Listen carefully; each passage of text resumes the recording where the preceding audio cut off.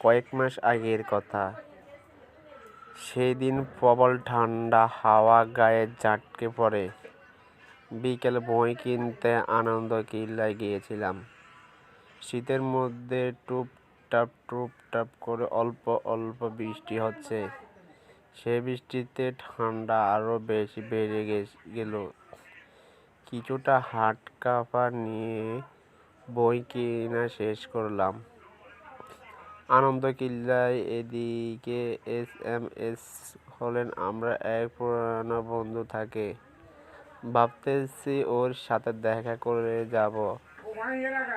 ও আবার ঘর থেকে বের হতে চাচ্ছিল না, কারণ তখন প্রবল অনেক শীত।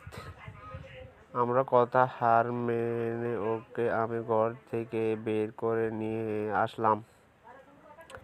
ঠান্ডা ভাব দূর করার জন্য চা খেয়ে কিছুক্ষণ পর চায়ের দোকানে আড্ডা দিলাম। নানা রকম কথা